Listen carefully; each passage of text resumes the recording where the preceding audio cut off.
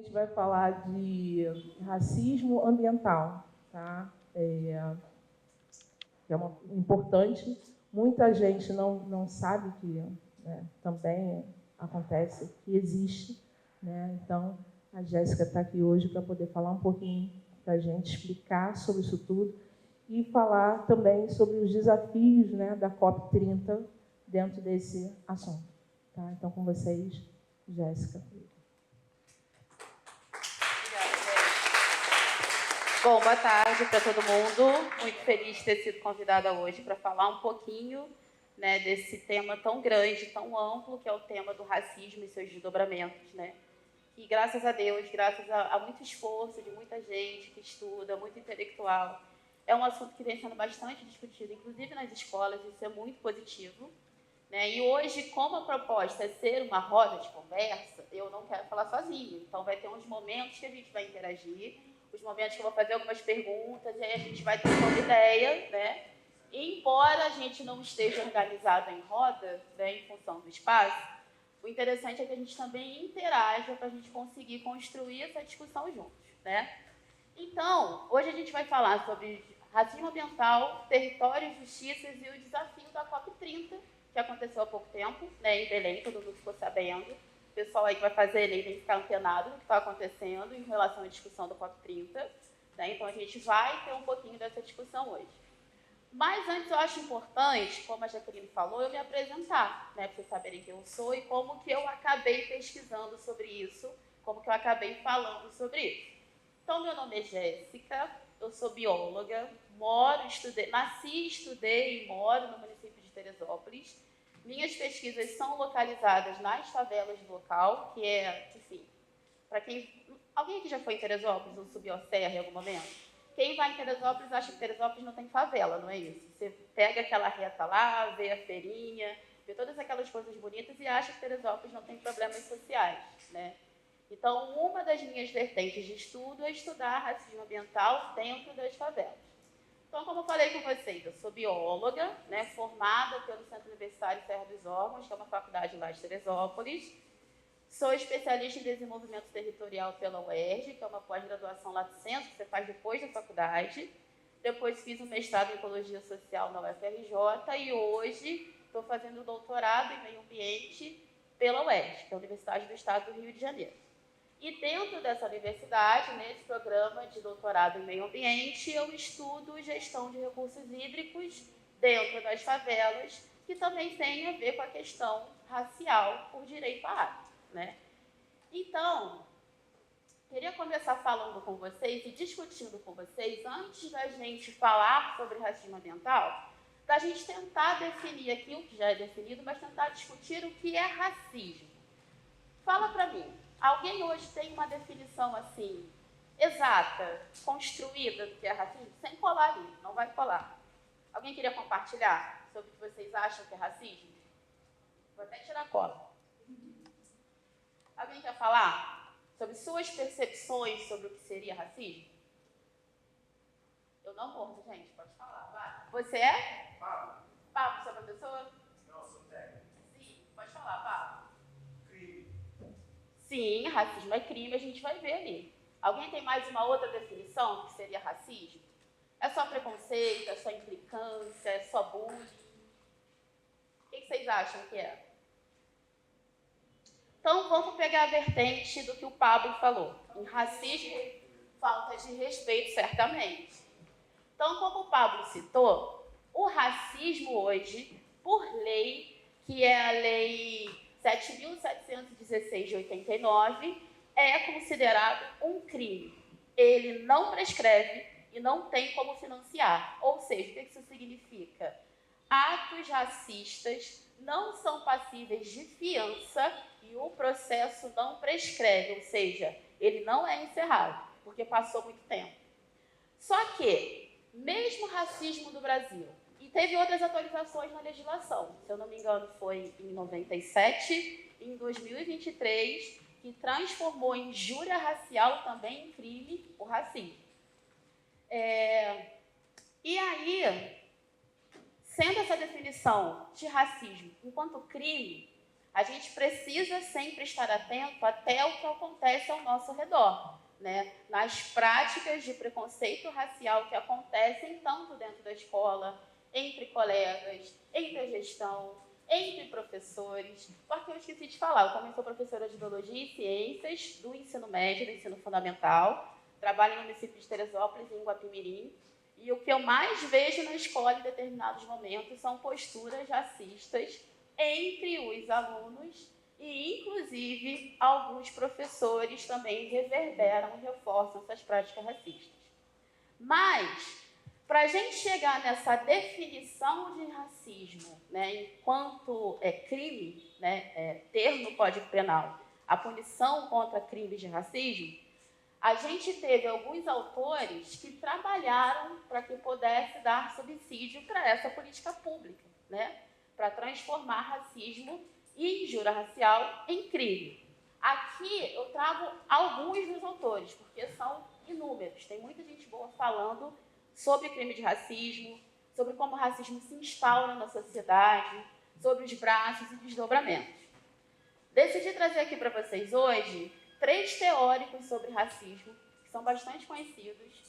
O primeiro deles é a Sueli Carneiro, que fala do dispositivo da racialidade.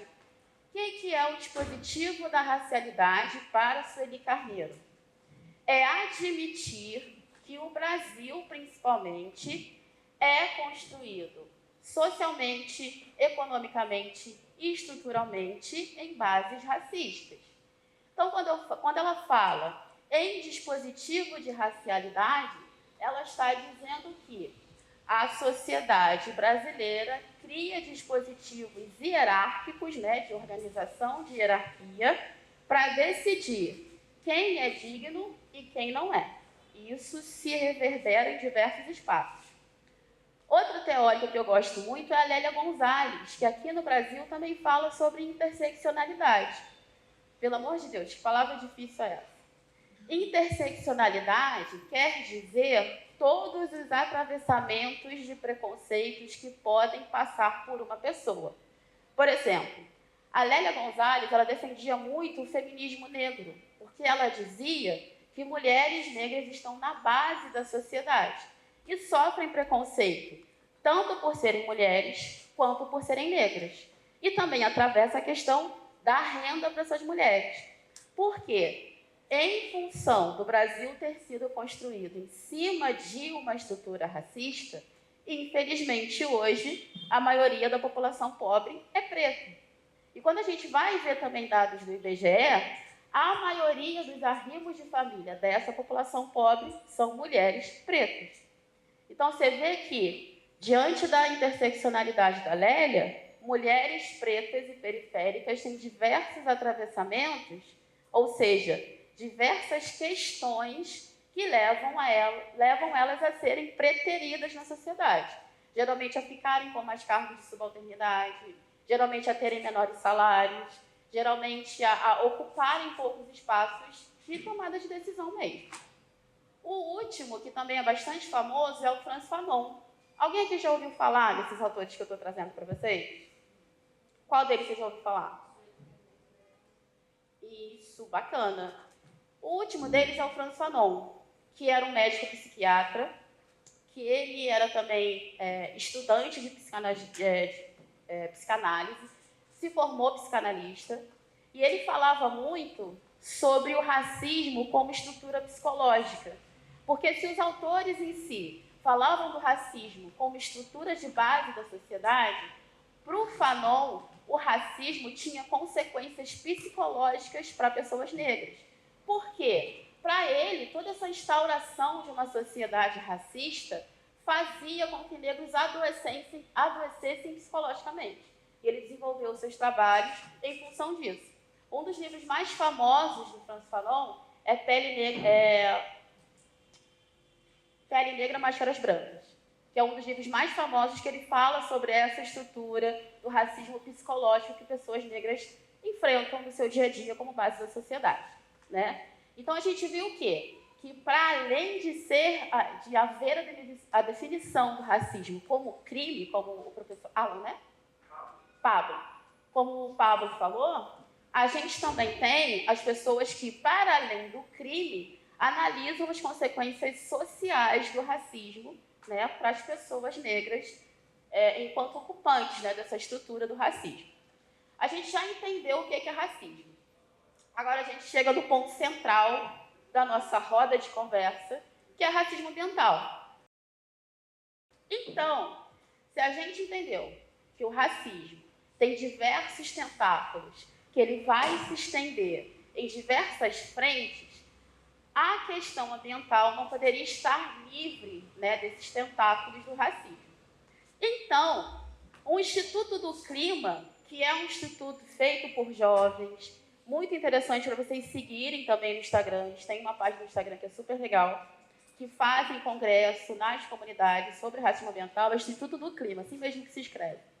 Para eles trazem a definição de racismo ambiental como distribuição desigual de riscos ambientais e poluição com base em raça e etnia. É o mesmo que dizer o quê? Todos nós vivemos consequências da degradação ambiental. Mas vocês acham que todos vivem essas consequências da mesma forma? Quais vocês acham que são as principais diferenças? Vocês acham que tem a ver com o quê? Essas diferenças que a gente, enquanto sociedade, enfrenta com relação à questão ambiental. Vocês conseguem me citar assim? Por que é diferente? E quem sente essa diferença? Um de cada vez, gente. Não precisa falar todo mundo ao mesmo tempo. Devagar.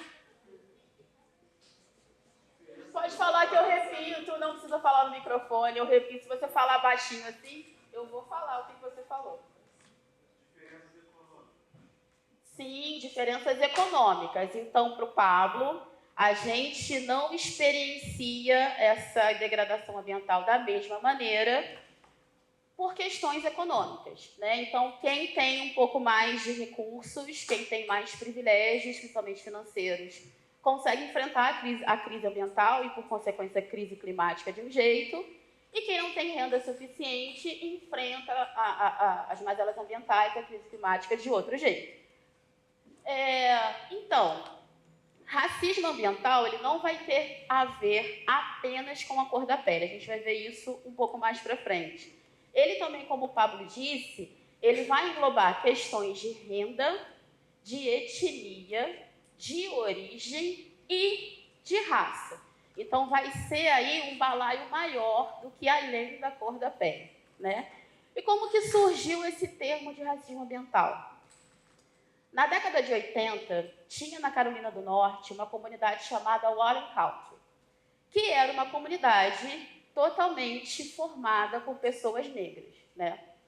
A indústria de produção, né, de bases plásticas, bases de plástico nos Estados Unidos, eles faziam a sua produção e tinham um descarte chamado BPC, que é um composto químico, ele é bioacumulativo, ou seja, ele se acumula nas camadas do solo, se acumula nas plantas e é difícil de ser eliminado. E eles tinham esse resíduo, né, que era da produção de bases plásticas na indústria que eles trabalhavam. E aí o que eles faziam? Eles precisavam se livrar desses PCBs, eles precisavam se livrar desses PCBs, mas não podiam descartar esses PCBs em qualquer solo, porque a legislação americana é extremamente rígida para descartes tóxicos, principalmente de compostos que são bioacumulativos, ou seja, que eles se instalam no solo, atingem lençol freático, todas essas questões. Então, o que eles estavam fazendo? Eles estavam saindo de outros estados com esses PCBs, levando esses resíduos até a comunidade de Warren Country e aterrando esses resíduos nesta comunidade. E aí, quais são as consequências da contaminação por PCBs? A menor delas é o desenvolvimento de câncer, porque ele atinge lençol freático, ele contamina o solo, ele se transporta para as plantas, para a vegetação. Então, as comunidades que tinham plantações próximas a esses espaços tiveram suas plantações contaminadas, as pessoas começaram a adoecer e a comunidade começou a notar que aquilo estava acontecendo, né? Ao reclamar com as autoridades, elas nada fizeram e eles começaram a questionar por que, naquele espaço, a única comunidade que estava sendo atingida por esse descarte de PCBs era a comunidade de Wallen Country. Ninguém sabia dizer por quê.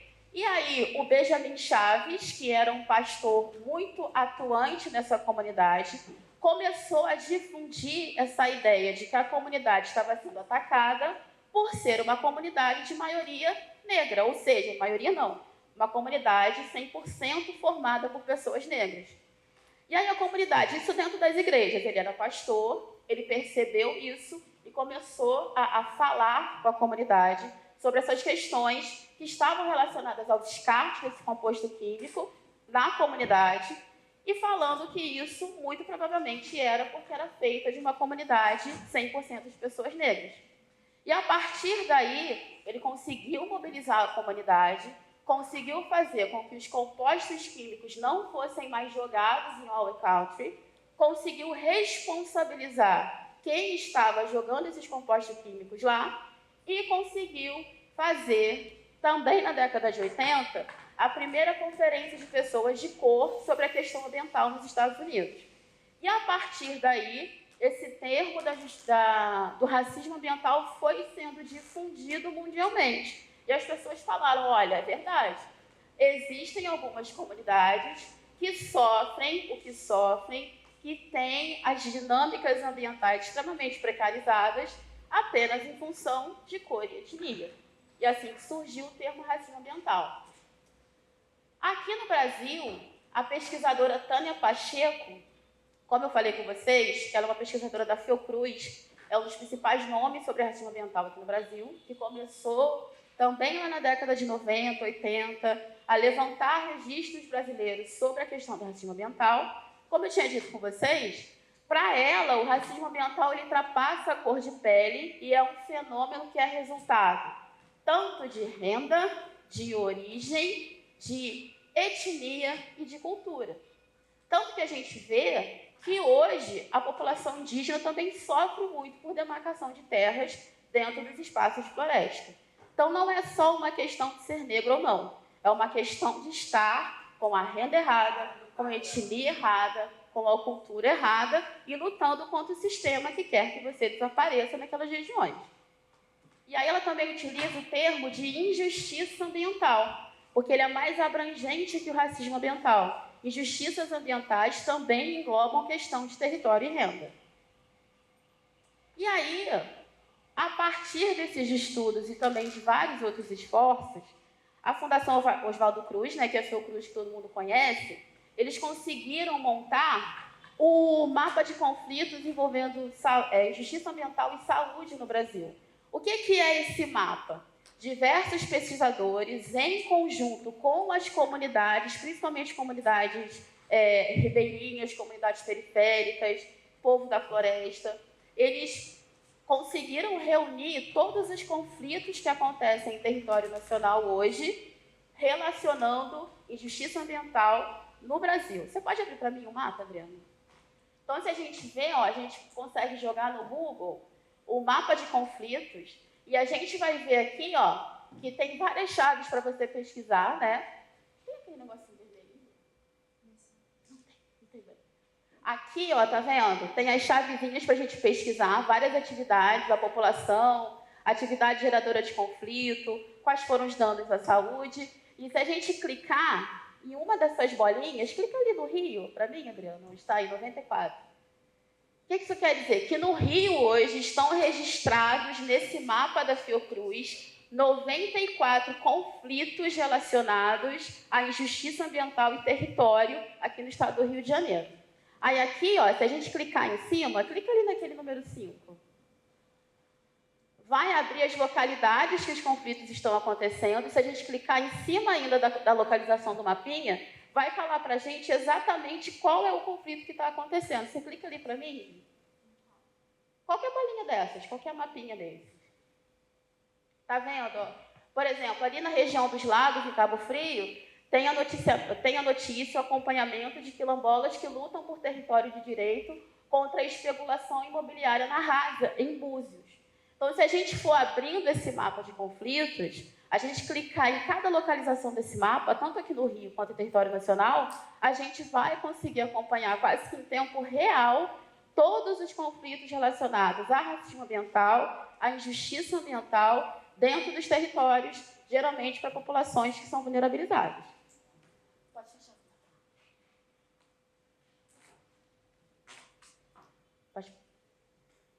Então, o que leva a gente, discutindo sobre injustiça ambiental, discutindo sobre racismo ambiental, faz a gente pensar muito em território, né?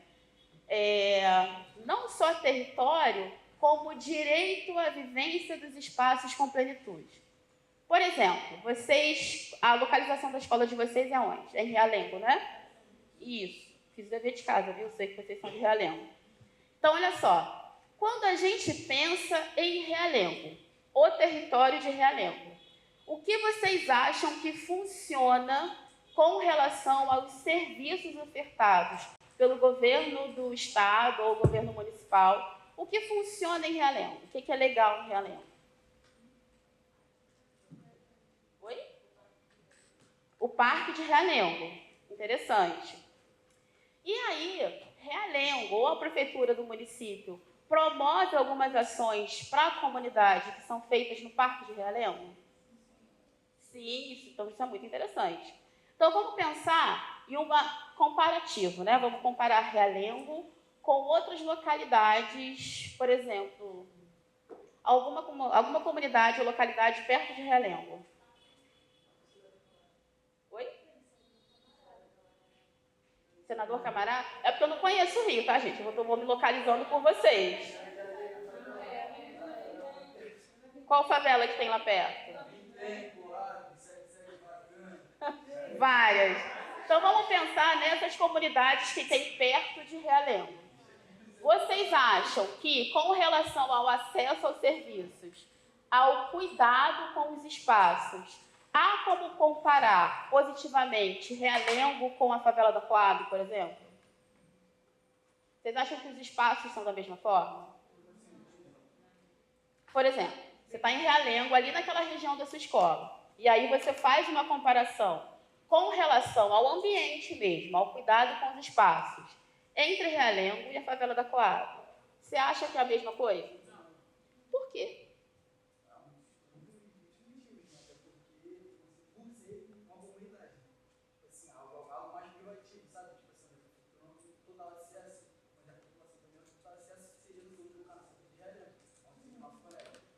Mas deixa eu te falar, tanto quem mora em Realengo quanto quem mora na Coab não mora no município do Rio de Janeiro? O município do Rio de Janeiro não é uma cidade tanto de quem é de Realengo quanto de quem mora na Coab? Então, por que o acesso aos direitos e serviços desses dois locais são tão diferentes? Se todo mundo mora no Rio de Janeiro.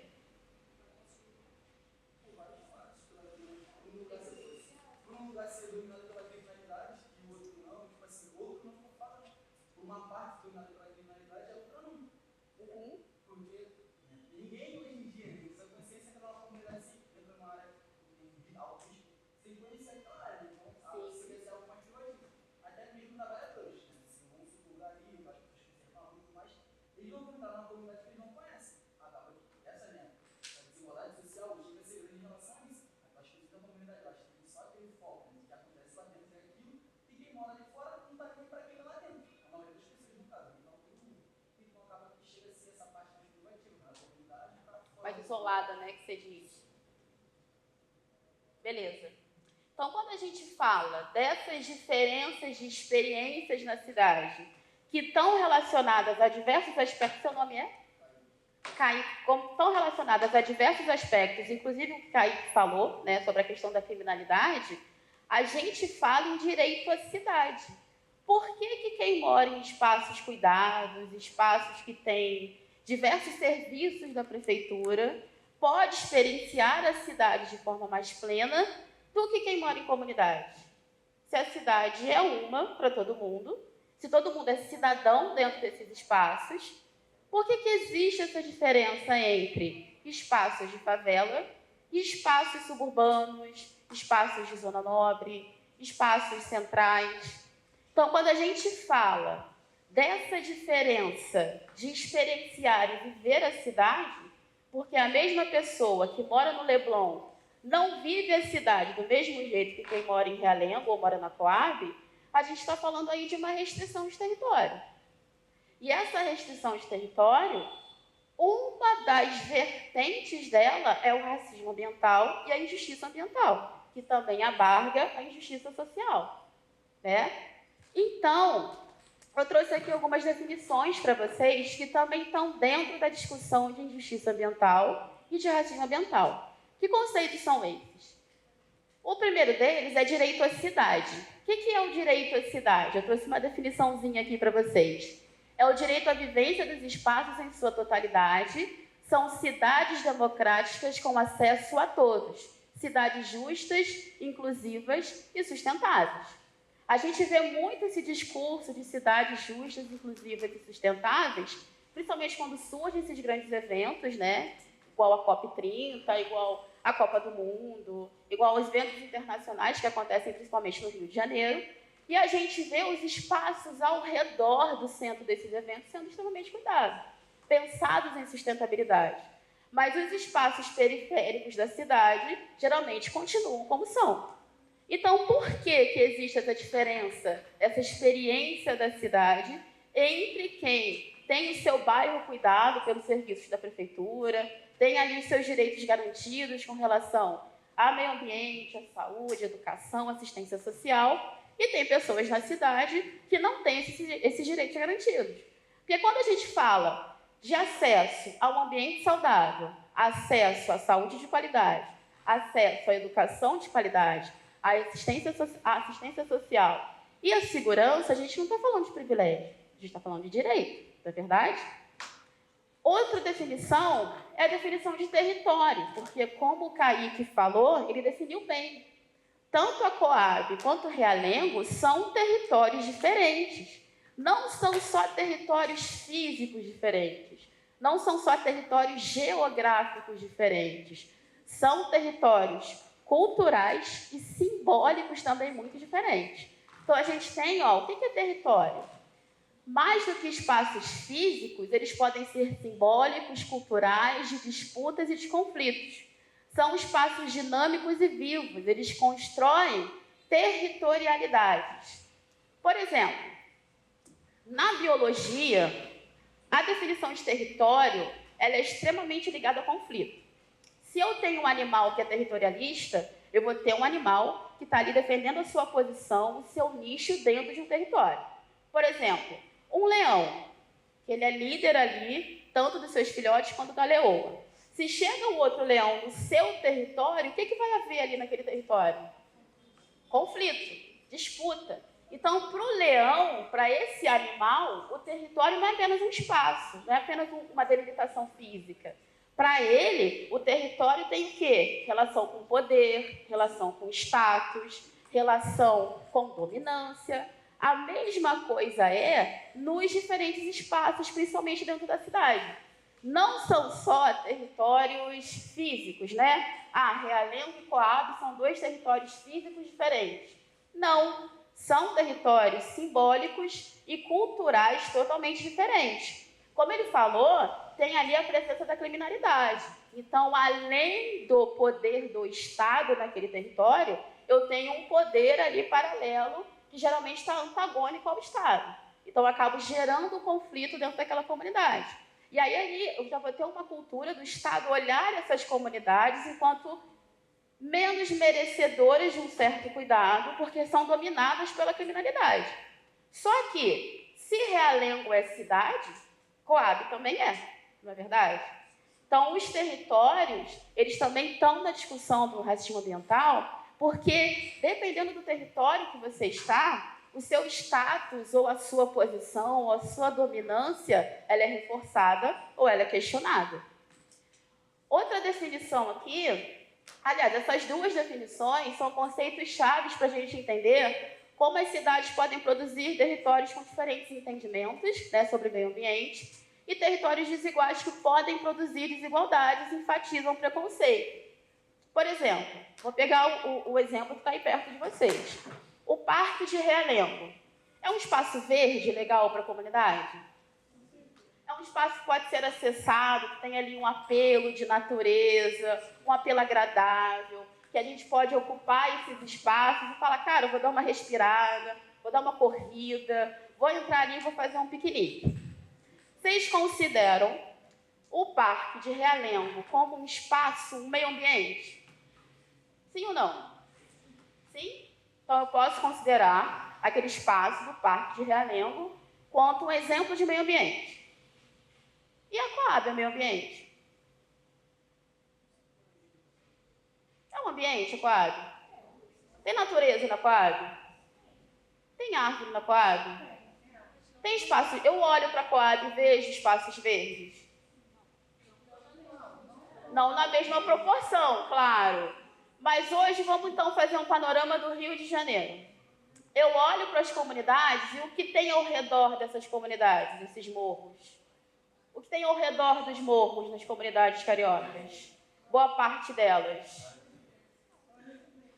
Oi? Tem moradia, residência, mas se a gente olhar, tem alguns espaços verdes entre essas comunidades, não tem? Tem matas entre as comunidades. Então, por que eu considero o Parque Realengo, que tem árvore, que tem natureza, como meio ambiente, não considero as comunidades como meio ambiente?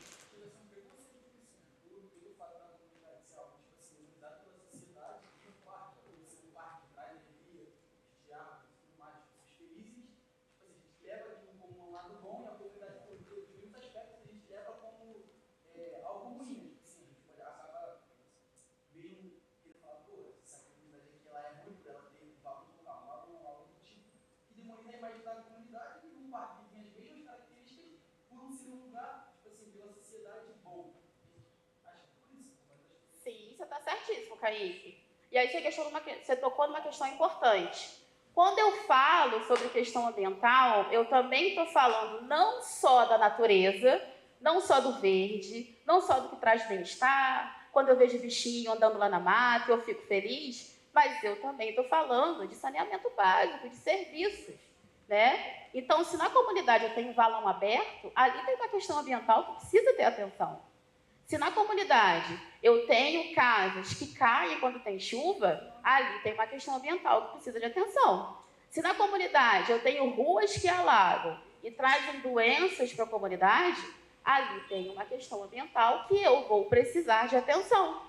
E geralmente quem que pode dar atenção a essas questões ambientais? Tanto no Parque de Realengo, quanto na comunidade da Coab? O Estado. Então, por que o Estado cuida do Parque de Realengo e não cuida das comunidades?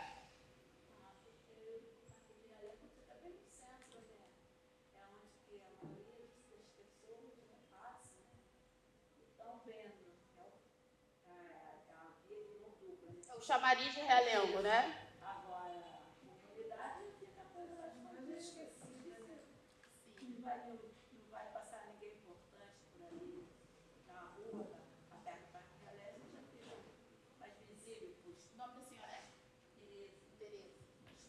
O que a dona Tereza também está tocando no ponto muito importante, de novo, é a questão do território e da territorialidade, que é o que é construído nesse território.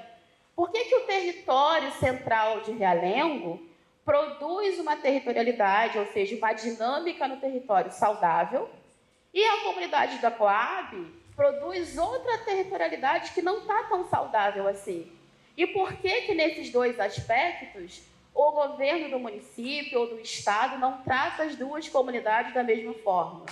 Quando a gente vai analisar questões sobre renda e raça no IBGE, a gente vê que existe um cruzamento de pobreza e etnia no Brasil. Por quê? Como a gente já discutiu lá atrás, falando sobre racismo, o Brasil foi construído estruturalmente, economicamente, numa estrutura racista, que excluiu o direito de pessoas negras a conseguirem se reestruturar.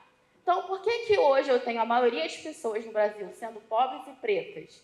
Porque eu não quis? Porque as minhas famílias não correram atrás? Porque os meus antepassados falaram, tá bom, não preciso correr atrás, não preciso ceder chance para os meus descendentes. Foi falta de política pública após a escravidão, que produziu, inclusive, os espaços de favela. que produziu, inclusive, as questões sobre saneamento básico precário e espaços mal cuidados dentro dessas comunidades. Fala, Kaique.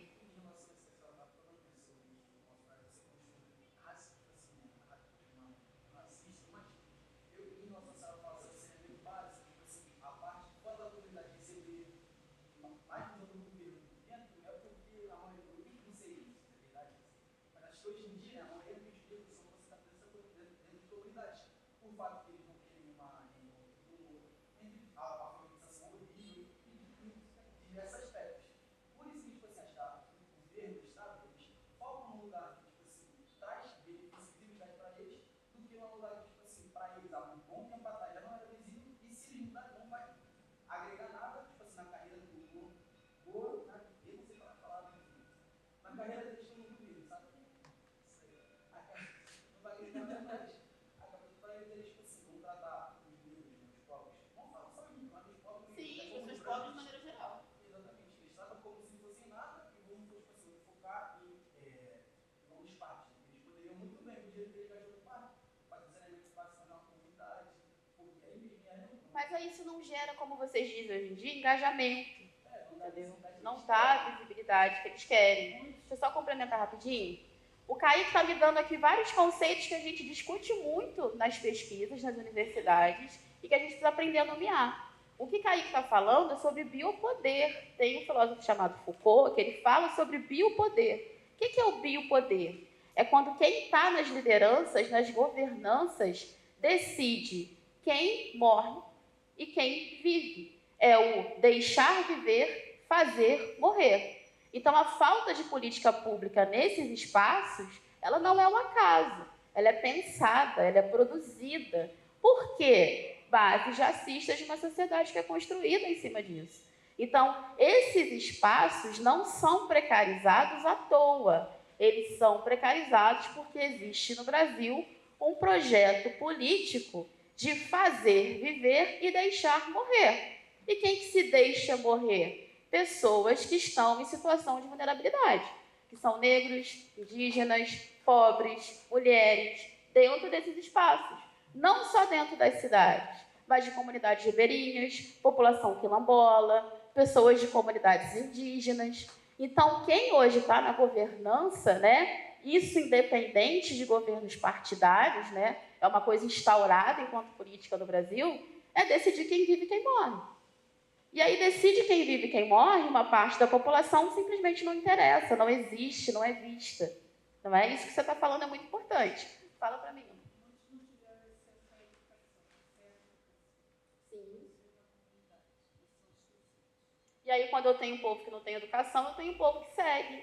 Eu tenho um povo que não questiona, eu tenho um povo que não se levanta. Então, hoje, o espaço que vocês estão ocupando é um espaço de direito garantido. Nunca chame de privilégio hoje o fato de vocês estarem numa escola que tem estrutura. Isso é um direito garantido, uma política pública que funciona. Só que, infelizmente, funciona em alguns lugares e não funciona em outros. Vamos seguir para a gente não se atrasar. E aqui a gente já acabou falando, se antecipando, né, sobre as evidências de racismo ambiental, de injustiça ambiental, que a gente pode ver no estado do Rio de Janeiro e até na cidade do Rio de Janeiro. Né? E aí, ó, a gente até se antecipou. A pergunta disparadora que eu coloquei foi: quais os lugares da cidade vêm à sua mente quando a gente fala sobre vulnerabilidade ambiental? Favela, né? A primeira coisa que a gente pensa em espaços de vulnerabilidade ambiental são espaços de favela. E quem está na favela, às vezes, está tão preocupado em sobreviver, em ter que trabalhar, em ter que sair cedo, para fazer seu corre na rua, para voltar tarde para casa, e ainda ter a família para cuidar, que a questão ambiental não é discutida dentro desses espaços. Por que não é discutida? Porque eu tenho urgências maiores para dar conta na vida. Então, eu acabo naturalizando aquela falta de luz, eu acabo naturalizando a falta d'água, eu acabo naturalizando o valão que passa na porta da minha casa, como tipo, comunidade é assim mesmo. E não é para ser. Porque a cidade do Rio, que merece serviços de qualidade, é tanto Copacabana quanto Coab. Não é a mesma cidade? Então, por que essa diferença nos espaços, no tratamento com os territórios? Uma questão que a gente precisa pensar. Agora a gente vai fazer um exercício rapidinho de 10 minutos. O que eu vou querer que vocês façam? Que vocês façam duplas, que vocês escolham um território da Zona Norte, Oeste, Sul ou Central, que vocês identifiquem esses territórios quanto aos problemas ambientais locais, serviços públicos que funcionam, grupos mais afetados, inclusive ações ou resistências comunitárias para essas questões que vocês vão colocar. Vocês conseguem fazer isso em 10 minutinhos? Pode fazer assim, com qualquer localidade do Rio de Janeiro que vocês imaginam, não precisa ser só Realengo. Duplas ou trios? Duplas ou trios? Não, vocês não precisam morar perto. Vocês podem pensar em diferentes localidades do Rio. Não precisam morar perto.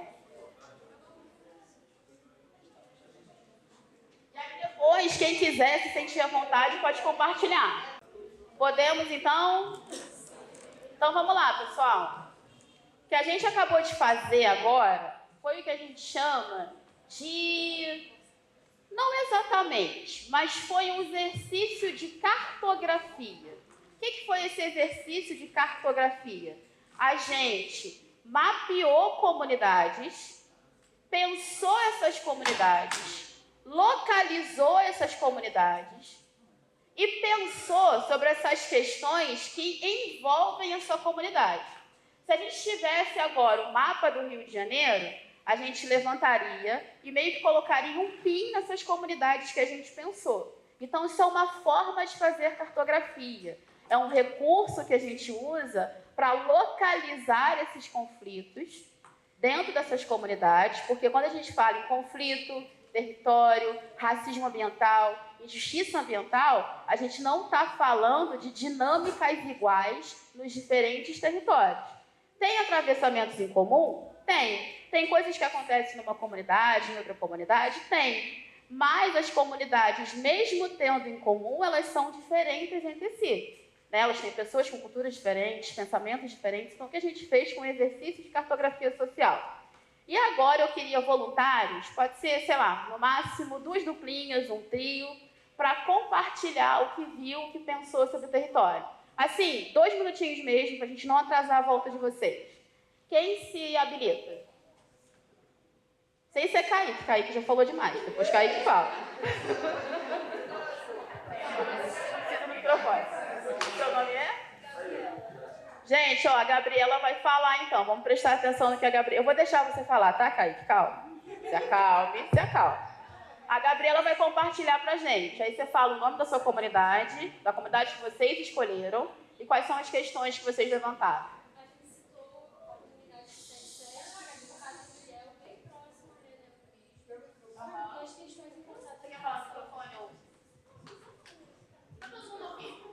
Falta de saneamento básico, pouca área verde também, descarte inadequado de lixos, falta de coleta regular e também a falta de planejamento urbano, porque é uma comunidade colocada em morros mesmo.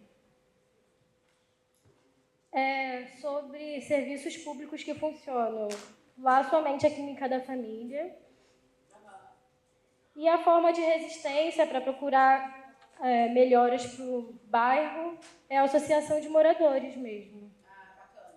Então, olha, a gente identificou diversas questões que têm a ver com o racismo ambiental, que é a questão do saneamento básico, a questão de planejamento urbano nessas comunidades. Mas o que você colocou? Falta de coleta regular. A falta de coleta regular de lixo, porque se falta coleta regular de lixo na minha comunidade, eu tenho acúmulo de resíduos. Se eu tenho acúmulo de resíduos, eu tenho acúmulo de pragas. Se eu tenho acúmulo de pragas, eu trago risco à saúde da população. Então, vocês estão vendo que vai muito além daquela árvore verdinha que eu não tenho na minha comunidade. Quando eu penso em meio ambiente, em território, em comunidades, eu estou falando também da oferta de serviços públicos que muitas vezes não acontece. Ela falou de uma forma de resistência, que é a associação de moradores, que atua muito nessas comunidades para garantir pelo menos o mínimo de dignidade, como uma coleta de lixo, né? E ela falou sobre a clínica da família que funciona nessa comunidade, que é o único serviço público que ela identificou como funcionante, como atuante nessa comunidade. falar?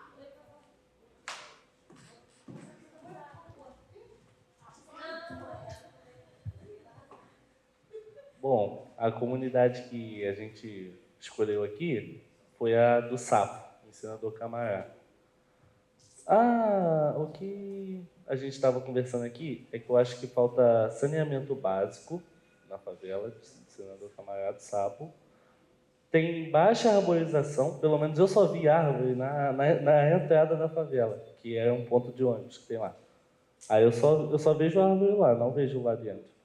Lá o ensino é baixo, né? Tem uma falta de ensino dentro daquela favela, dentro da comunidade. E deixa eu olhar, o serviço público foi a Conlurb, que são os lixeiros. Eu creio que só funciona isso lá. E eu nem sei se funciona tão bem assim, porque eu não sei se os lixeiros podem subir até certo lugar da favela. E grupos mais afetados, acho que são todos que moram, creio eu que são todos os moradores da favela. E ação ou resistência eu não conheço, daquela comunidade do Sapo, não identifiquei. Arthur. O Arthur, então, falou de uma comunidade que foi Senador Camará, né? Sim. Foi Senador Camará, Isso. né? Os problemas que ele identificou, que é a falta de estrutura verde, a falta de acesso a espaços verdes, porque ele só identificou ali no início, né? Isso. Essa arborização. Ele não conseguiu identificar nenhum serviço público que funciona naquela comunidade, diferente de você que identificou o serviço público de saúde, né? E para eles, os mais afetados é todo mundo que mora ali. E aí, se a gente for ver no IBGE, né, seguindo uma tendência, a maioria dessas pessoas é pobre e preta, Sim. infelizmente. Quem mais quer compartilhar? Vai, Kaique, fala, Kaique. Não, deixa eu não também.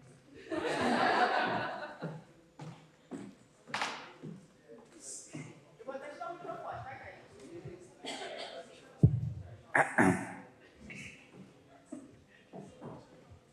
Escolhi, né, o território Zona Oeste, né, onde eu moro, lá no Barra Branca, onde eu moro não, né? Do lado, na comunidade onde eu moro, é o Barra Branca. Como era lá.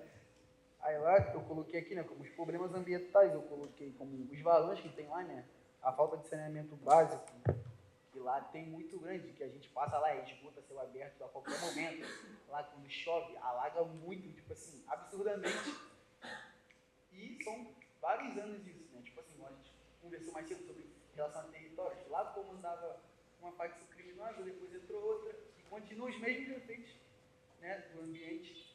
E os serviços públicos, né, que tem lá, a proximidade, eu coloquei como os trens, vans e ônibus, porque, como essa menina que falou mais cedo comigo, lá não entra Uber, né, nem remoto, nem nada do tipo. Ou é o morador que consegue entrar, ou não entra lá dentro. Mas aí o Uber a gente não pode considerar como uma política pública de mobilidade. O Uber é de uma empresa, É uma empresa privada. Privada. A gente pode considerar como política de mobilidade, são os transportes geridos pelo Poder Municipal. Sim, isso aí. Acaba que as pessoas acabam perdendo até o próprio direito de ir e vir, né? O direito à cidade aí está sendo cerceado. Sim, aí eu coloquei aqui, né? O que é isso aqui, como é que tu...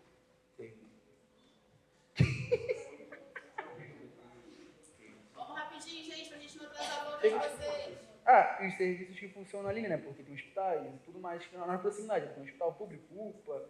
Acaba que não é um dos melhores atendimentos, né? Porque a gente sabe como é que hoje em dia o UPA, os hospitais públicos e tudo mais, acaba que não são dos melhores. Os grupos afetados, né? Eu coloquei, igual a Sarah falou, são as pessoas negras ali, porque eu moro ali, ando bastante pessoas negras ali na proximidade e tudo mais. E são pessoas que a gente vê que não tem aquela renda tão grande, né? Igual da renda da senhora. Porque as pessoas acabam que tu vê um menino descalço, um que não tem uma camisa ou outra da moda, igual a gente fala hoje em dia, né? Acaba que nem todo mundo ali tem um carro, uma moto, é sempre uma bicicleta, até mesmo um chinelo arrebentado, com um prego dentro. Acaba que naquela região ali, né, onde eu moro, a desigualdade social chega a ser muito grande. Pelo fato de, tipo assim, ter um condomínio de alta renda, não de alta renda, mas um condomínio que é uma renda um pouco superior a deles, né, que é onde eu moro, e a comunidade, que, tipo assim, a renda é muito baixa, se você olhar. Se a gente olhar, né, acaba que chega a ser o que é. E nessas regiões, você conseguiu identificar alguma ação comunitária ou resistências que lidam com esses problemas que você contou? Lá, tipo assim, tem. Eu esqueci o nome que dá, mas é tipo um lugar onde tem um cara que é o assistente social da comunidade. Que é isso, tem um CRAS lá, tem um cara que ele cuida da comunidade em si. Ele tenta fazer o trabalho dele, né, mais ou menos, só que tipo assim, nem 100% nem 100% ele que vai dar aquela moral inteira. Às vezes ele precisa de ajuda do governo para tampar um buraco, de um vereador que é alguém superior a ele, para dar aquele apoio moral também, né, para ajudar as pessoas na comunidade. Acaba que por falta disso, né, por não ter um vereador, assim, ou algum outro deputado que ajude em si, acaba que a comunidade fica largada da forma que está. E aí, pessoal, vocês gostaram do exercício? Da gente pensar na cartografia social desses espaços? Então vamos continuar rapidinho, senão daqui a pouco ela vai me dar uma bronca ali, que eu estou adiando demais a saída de vocês. Então, olha só. Vamos começar, então, a entrar o assunto, mais ou menos, da COP, que é a Conferência das Partes, e falar sobre como tudo isso que a gente discutiu até agora também deve e precisa ser assunto das governanças. Por que discutir racismo ambiental, justiça ambiental, território, precisa fazer parte da pauta das COPs e muitas vezes não faz? Vamos então ver o que racismo ambiental tem a ver com crise climática. Todo mundo já ouviu falar aqui em crise climática, mudanças climáticas. Cientistas ambientais dizem que a gente já está num ponto de não retorno. O que é esse ponto de não retorno? A gente não vai mais conseguir voltar aos parâmetros antes dessa época que a gente está vivendo. O que a gente pode fazer agora é tentar limitar esse crescimento, mas a gente não vai voltar mais do que era antes.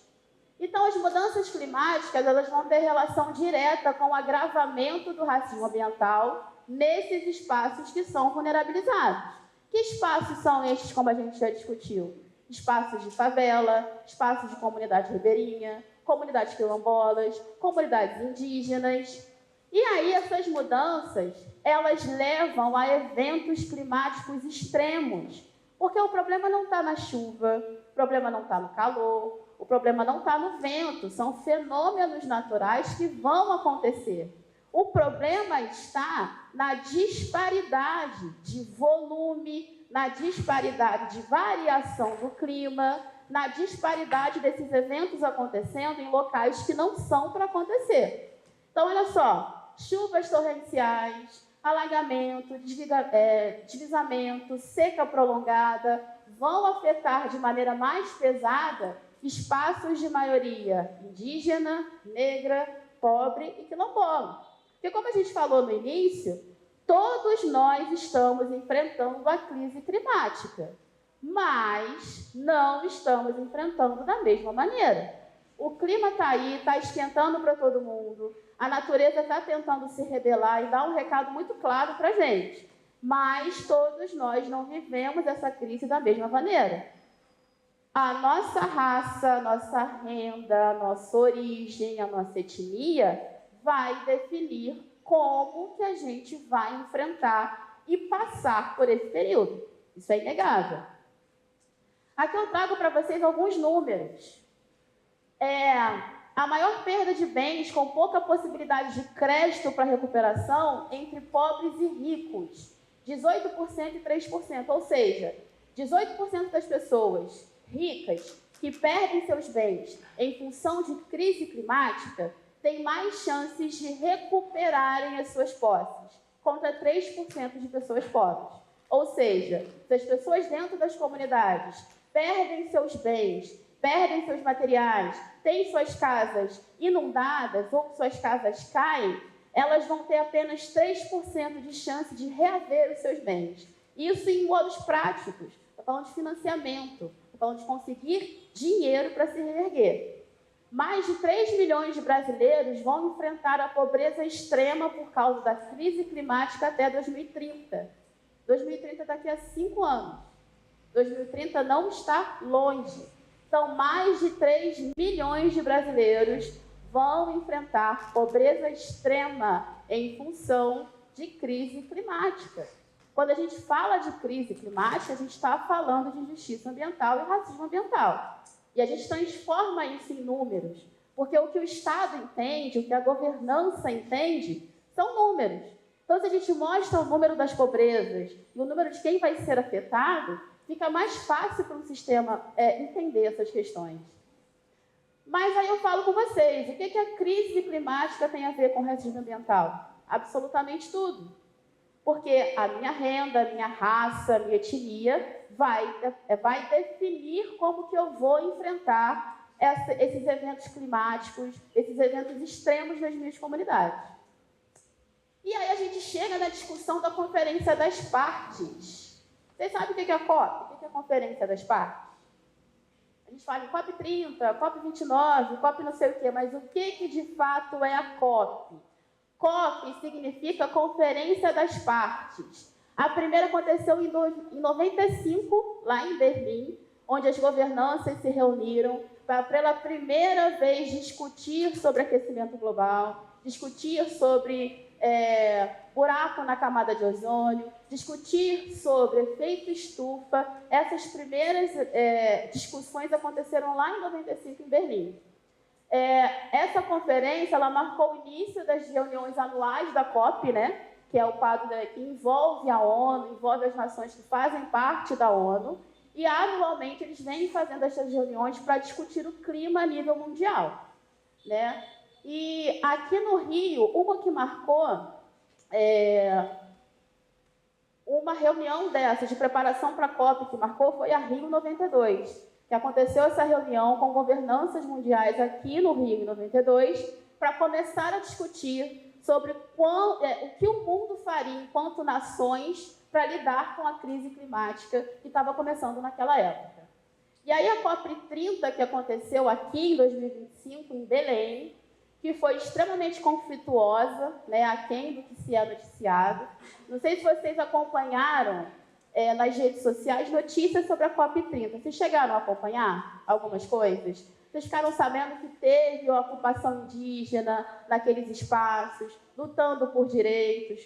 Por que isso ocorreu? Porque algumas populações que são mais afetadas por essas mudanças climáticas não estavam vendo o resultado direto dessas discussões que aconteciam desde 95.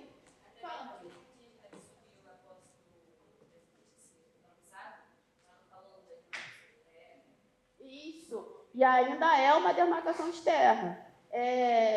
Tchai Suruí, o nome dela. Acho que é Tchai Suruí, acho que é. Acho que é.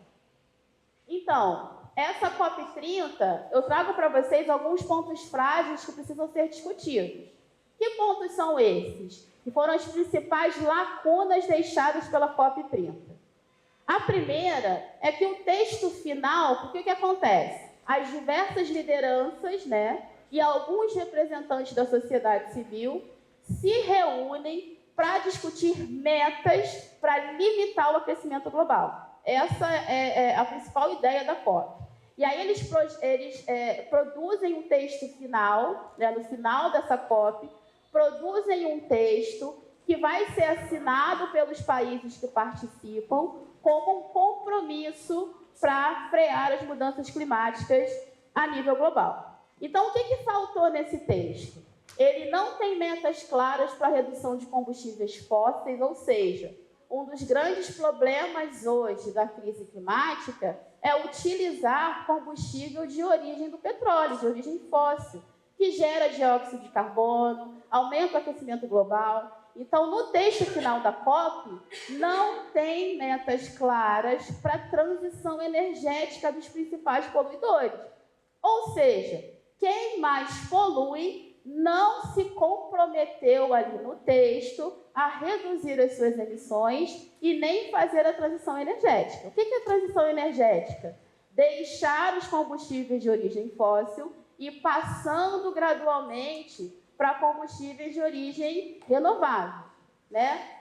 Outra questão foi, não tem metas estabelecidas para limitar o aquecimento global a 1,5 graus, ou seja, a gente não pode passar de um aquecimento maior de 1,5 graus, porque isso vai limitar extremamente os recursos que a gente tem hoje, que a gente precisa para viver. Então, não há no texto final nenhuma meta clara para limitar esse aquecimento. Outra lacuna é ter um financiamento climático muito baixo do esperado. O que isso significa? Não tem grana considerada suficiente para ajudar os países que precisam a reduzir as suas emissões. Não tem financiamento suficiente. O que era esperado não foi alcançado. Ou seja, os países daquele norte global não se comprometeram financeiramente a ajudar os países do sul global a reduzir as suas emissões. Outra questão, que aqui é uma questão muito sensível, é a presença marcante de big techs, agronegócios e mineradoras como patrocinadores de parte dos eventos. Ou seja, big techs, que são os gigantes da tecnologia, que gastam uma quantidade de água enorme para gerir inteligência artificial. O agronegócio, que é uma das vertentes que mais produz poluição de desmatamento no Brasil, e também as mineradoras, que faziam pequenos eventos dentro da COP. Ou seja, o principal objetivo da COP era discutir como frear o aquecimento global e adotar práticas mais sustentáveis que freassem o desmatamento e freassem emissões de gases nocivos. Ao mesmo tempo que as big techs, que gastam bastante água, o agronegócio, que desmata, e as mineradoras, que a gente conhece, umas famosas aí no acidente de Mariana, fizeram pequenos eventos dentro da COP, conversando com gestores, conversando com a governança dos diversos países. Isso é ético? Não é nem um pouco ético, né, gente? Porque o foco do problema estava ali patrocinando em pequenos eventos as pessoas que tomariam as decisões. Então, por isso que houve essa revolta de povos indígenas que ocupou aquele espaço da COP, falou, olha, isso aí que está acontecendo não representa a gente. Mas aí existem também pontos interessantes nesse texto final da COP. Que pontos interessantes são esses? São direitos indígenas reconhecidos como estratégia climática, ou seja, conhecimento de povos indígenas sendo utilizados como metas para serem adotadas para a redução da crise climática. O Brasil prometendo levar adiante os mapas do caminho. O que são mapas do caminho? São estratégias para transição energética justa, para o Brasil começar a usar menos combustível fóssil e passar a usar mais combustíveis de fonte renovável. Comércio internacional entrando oficialmente na agenda, ou seja, sabe esse comércio que a gente também compra e alimenta, que vem de fora? Eu não vou fazer propaganda aqui, mas todo mundo sabe o que eu estou falando. Sabe, esses que vêm em navios, em grandes montantes, que hoje movimentam bastante dinheiro, também se comprometendo a menos emissão de gases, embora com relação a isso eu seja um pouco cética.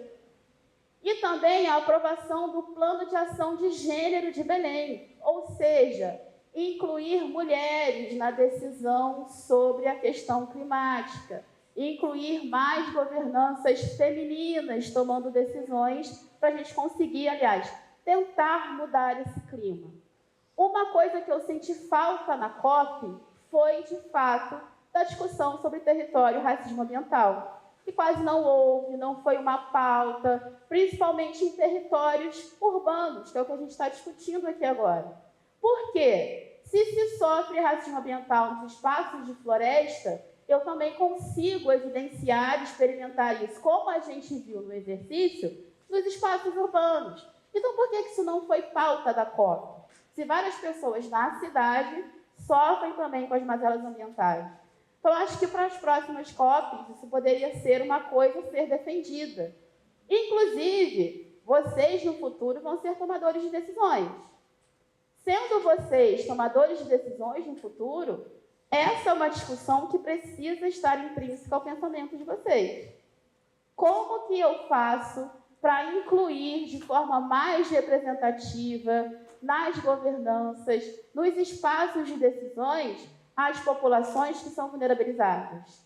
Pessoas negras, mulheres, crianças, pessoas com deficiência, população LGBT. Como que eu faço que as governanças sejam cada vez mais diversas? Isso é uma questão que vocês precisam pensar. porque no futuro eu espero ver a carinha de vocês em espaços de tomada de decisão, que é para isso que vocês estão estudando, né? A gente projeta um futuro, a gente projeta, né, um crescer. E eu espero ver a carinha de todos vocês nesses espaços de tomada de decisão. Carinhas cada vez mais diversas. Porque quando a gente fala que a gente precisa lidar com um sistema que oprime a gente, esse sistema ele não é etéreo. É um sistema que tem cara, que tem renda, que tem raça, que tem gênero, né? Então, a gente precisa tornar esses espaços cada vez mais diversos.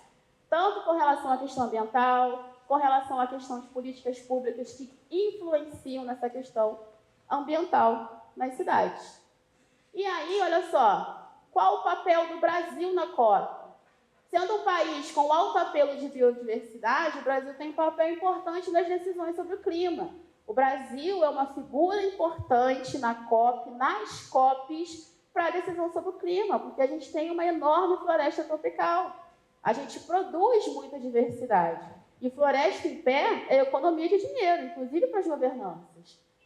Mas é preciso vencer a barreira que separa a população, ou seja, a gente que está aqui no chão, da participação de políticas públicas decididas na COP, que essas políticas precisam considerar raça, gênero e origem, porque pensar em racismo ambiental é pensar em direito à vida e também é pensar em direito à dignidade humana. Meio ambiente saudável é pensar em dignidade humana, não é querer que a natureza fique isolada lá no cantinho. Quando a gente fala de direito à cidade, de saúde ambiental, é direito à dignidade humana. E aí eu agradeço a vocês todos por terem ficado comigo participando até esse momento. Obrigada de verdade, gente.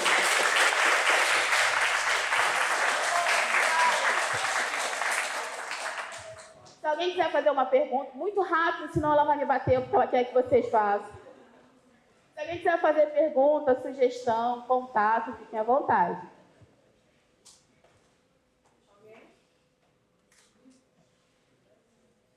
Pessoal, eu agradeço mais uma vez vocês aqui, né? E a Jéssica, que veio, né, conversar com a gente sobre, né, racismo ambiental. Queria chamar aqui para poder falar com vocês, se apresentar e falar com vocês um pouquinho a Cecília. Ela é representante aqui da PGE, né, nossa parceira aqui nessas atividades que a gente tem feito. Né?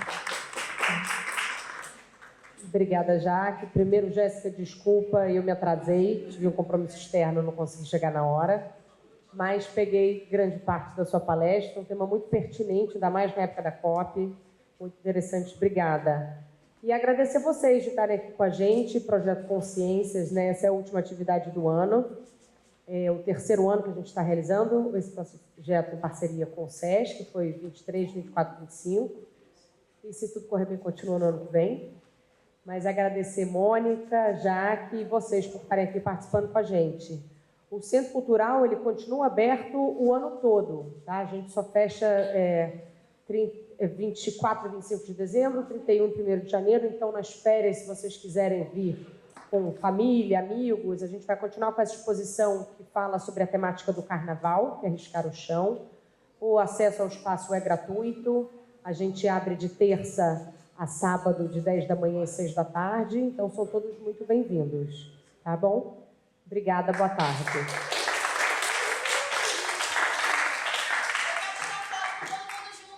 Eu ia falar, a gente tem, toda vez que a gente se encontra, a gente tira uma foto, né? Então, eu gostaria de juntar todo mundo para poder tirar essa foto também, a última do ano. Por favor, gente. Vem aqui pro meio, ó. A luz é melhor, fica melhor.